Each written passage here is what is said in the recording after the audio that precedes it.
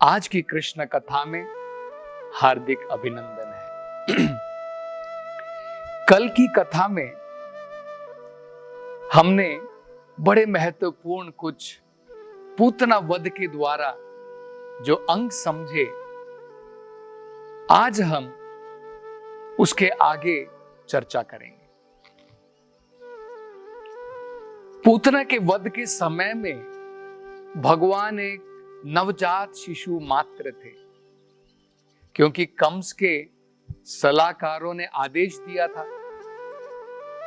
और उसके अनुसार कंस ने जितने भी नवजात शिशु हैं सबका वध करना चाहता था। अब धीरे धीरे भगवान कृष्ण जो है बड़े होने लगे, तो जब भगवान लगभग 3 महीने के हो गए, तब यशोदा माता और नंद महाराज ने एक बड़ा सुंदर समारोह का आयोजन किया। वो एक प्रकार का संस्कार है। जैसे हमारे सनातन धर्म में 10 विधा संस्कार होते हैं। जैसे जब बच्चा जन्म लेता है उससे पहले भी संस्कार होता है, उसे कहते हैं गर्भदान संस्कार। जन्म लेने के पश्चात जातकर्म होता है, बाद में उपवीता होता है। इस प्रकार से अनेकों संस्कार हैं। तो जब बालक पहले बचपन में जब वो नवजात रहता है, हमेशा अपनी पीठ के बल सोया रहता है, लेकिन 2-3 महीने होने के पश्चात बालक जो है उठने का प्रयत्न करता है, पीठ से पेट के बल गिरने का प्रयास करता है। इसको भी एक समारोह संस्कार कहा जाता है। इसे कहते हैं उत्थान संस्कार। तो नंद माता, नंद बाबा और यशोदा माता ने सभी वरिष्ठ ब्राह्मणों को वहां पर बुलाया। तो यशोदा माई ने देखा कि कृष्ण जो है गाढ़ी नींद में सो गए हैं, तो उन्होंने सोचा कि मैं उनको पालने में रख देती हूं और अपने काम में व्यस्त हो जाती हूं, क्योंकि अनेकों प्रकार के मेहमान आने में लगे थे, ग्वाल बाले आ रहे थे, गोपियां आ रही थी इस समारोह में भाग लेने के लिए। तो उन्होंने क्या किया, उनके घर के आंगन में एक छकड़ा गाड़ी थी। जैसे बैलगाड़ी होती है, छकड़ा गाड़ी वो होती है जिसे हाथ से खींचा जाता है। तो उसकी छाया के नीचे पालने के अंदर में यशोदा माता ने कृष्ण को वहां पर सुला दिया और बाद में अपने काम में व्यस्त हो गई। और वहां पर जो है काफी जो है आवाजें थी, शोर था, उसके कारण यशोदा माई को सुनाई नहीं दिया कि कृष्ण उठ गए हैं और उठने के पश्चात उन्हें भूख लगी है और वो रुदन कर रहे थे। तो जब मां ने नहीं सुना, भगवान कृष्ण को क्रोध आ गया।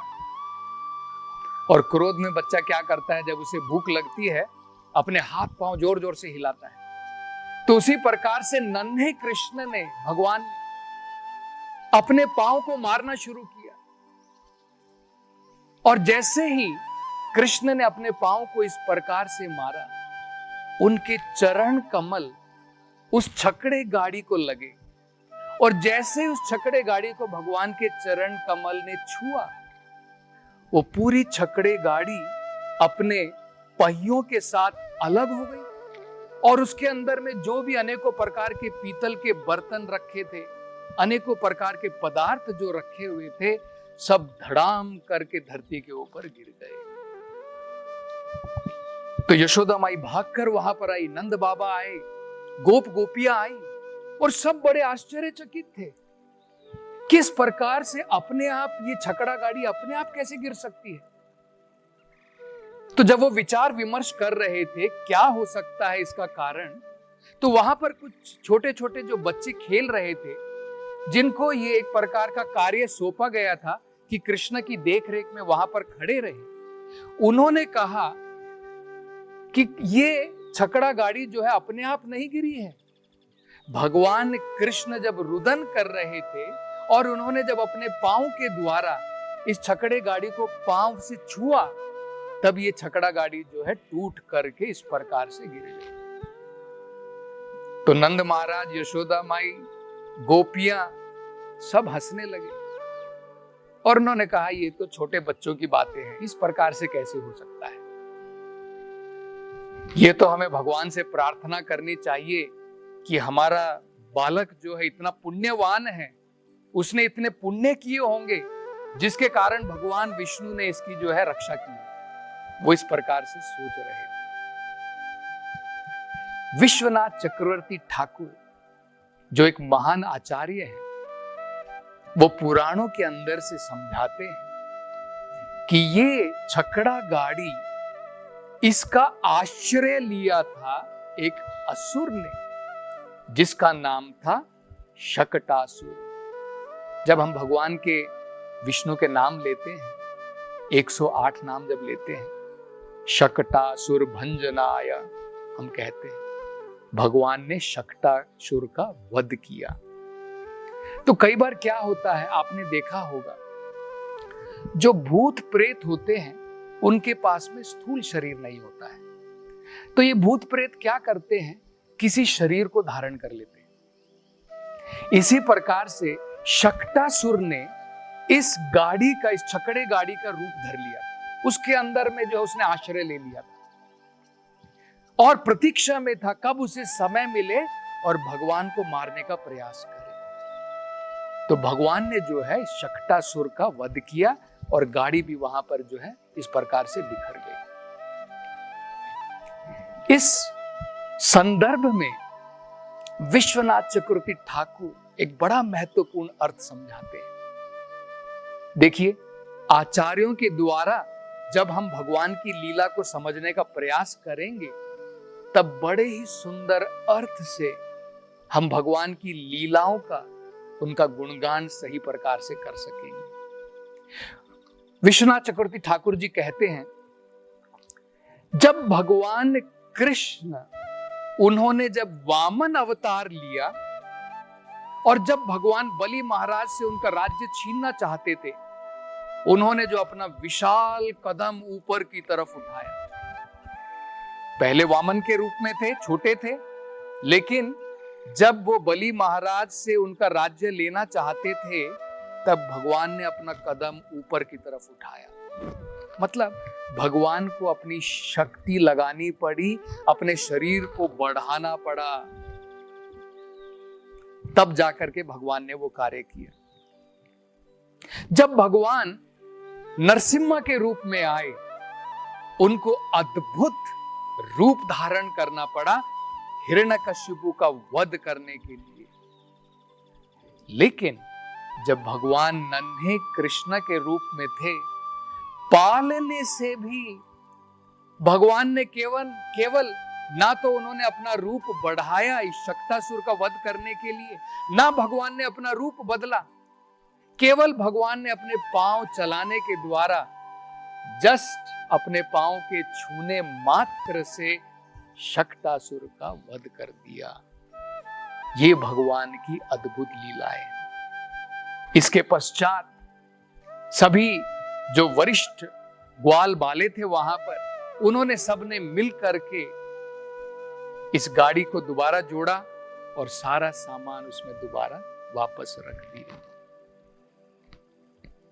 इसके पश्चात धीरे धीरे जब समय बीता और जब भगवान 1 साल के हो गए, जब 1 वर्ष बीत गया, जिसे आज हम जन्माष्टमी के रूप में बनाते हैं, हर एक वर्ष जब भगवान का जन्मदिन होता है, तो पूरे गोकुल में भी बड़े ही आनंद के साथ में जन्माष्टमी का महोत्सव मनाया गया, भगवान कृष्ण का अभिषेक किया गया। उसके थोड़े समय के पश्चात कंस ने गोकुल में एक और राक्षस को भगवान कृष्ण का वध करने के लिए भेजा। इस राक्षस का नाम था तृणाव्रता।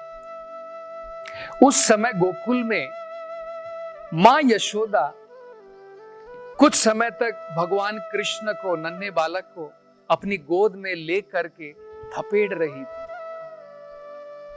और भागवतम में कहा है, लालयंती लालयंती का मतलब है कई बार माँ अपने बच्चों के साथ में, छोटे बच्चों के साथ में क्रीड़ा करती है, खेलती है। कैसे खेलती है? बच्चे को अपनी गोदी में उठा करके हवा में उछालते हैं और जब बच्चा हवा में जाता है खिलखिलाकर हंसता है और बाद में माँ उसे दोबारा गोद से जो है हवा से दोबारा गोद में ले लेती है। तो इस प्रकार से जब यशोदा माँ इस प्रकार से भगवान के साथ में प्रेम की क्रीड़ा में लगी हुई थी, भगवान ने तुरंत अपना भार बढ़ा लिया। पर्वत के समान मानो भगवान भारी हो गए। तो जब यशोदा माई ने देखा कि वो भगवान कृष्ण को उठा नहीं पा रही है, तो यशोदा माई ने क्या किया? भगवान को जमीन के ऊपर रख दिया और बाद में अपने कार्य में व्यस्त हो गई। इसका एक कारण था। भगवान क्यों उन्होंने अपना भार बढ़ाया, उसको हम बाद में समझने का प्रयास करेंगे। फिर क्या हुआ? ये तृणावर्त प्रतीक्षा में था। तो जैसे ही उसने व्रज के अंदर में प्रवेश किया, उसने अपना घोर रूप अपनाया। वो किस रूप में आया था? बवंडर के रूप में। जैसे आंधी आती है, तूफान आता है। बवंडर क्या होता है? गोल गोल घूमता हुआ तूफान जब आता है, उसमें क्या होता है? पूरे जमीन की जितनी भी मट्टी है, जितनी भी धूल है, सब जगह इस प्रकार से फैल जाती है कि लोगों को कुछ दिखाई नहीं देता है, सब जगह अंधकार हो जाता है। तो तृणावर्त ने क्या किया था? अपनी योग शक्ति के द्वारा इस प्रकार का बवंडर बनाया, लोगों को कुछ दिखाई नहीं दे रहा था। और उस समय में तुरंत कृष्ण को उठा करके ले गया। अब यह भी बड़ा समझने लायक है। कृष्ण यशोदा माई के लिए बहुत भारी हो गए, नीचे रखना पड़ा। अब कृष्ण कहां से इतने हल्के हो गए? तृणावर्त आराम से उठा करके ले जा रहा है। बाद में तृणावर्त ने भगवान कृष्ण को अपने कंधे पर ले लिया। कंधे पर ले जा करके दूर ऊपर आकाश में उड़ने लगा, बहुत ऊपर चला गया। यहां पर यशोदा माई जब उन्होंने देखा कि उनका पुत्र वहां पर मौजूद नहीं है, गोपियों ने देखा कृष्ण वहां पर नहीं है जहां पर यशोदा माई ने रखा था, बहुत दुखी हो गए। यशोदा माई विलाप करने लगी, जोर जोर से रोने लगी। और जिस प्रकार से कई बार गाय अपने बछड़े के लिए रोती है और गिर जाती है, यशोदा माई धरती के ऊपर गिर गई। उस समय में तृणावर्ता भगवान को ऊपर ले जा रहा था। भगवान कुछ देर उसके साथ में खिलवाड़ करते रहे। उसके कंधे को एक प्रकार से, जैसे हम लोग हॉर्स राइडिंग करते हैं ना, घोड़े की सवारी करते हैं, भगवान उसकी घुड़सवारी कर रहे थे। तो थोड़ी देर तक घुड़सवारी करने के बाद में भगवान ने अपना भार बढ़ाना प्रारंभ किया। जब भगवान ने अपना भार बढ़ाया, तृणावर्ता को लगा कि इस भार को तो, ये तो एक बड़े लोहे के बराबर है, बड़े पर्वत के बराबर है। अब और ऊपर ले जाना चाहता था, वो नहीं पॉसिबल हो सकता। अब उसे नीचे आना पड़ रहा। तब उसने सोचा, भाई नीचे तो मैं आ रहा हूं, लेकिन ये बच्चा, अब मैं इसे कैसे फेंकूं? क्योंकि ऊपर से मैं जब गिरूंगा तो मेरा तो सर्वनाश निश्चित है।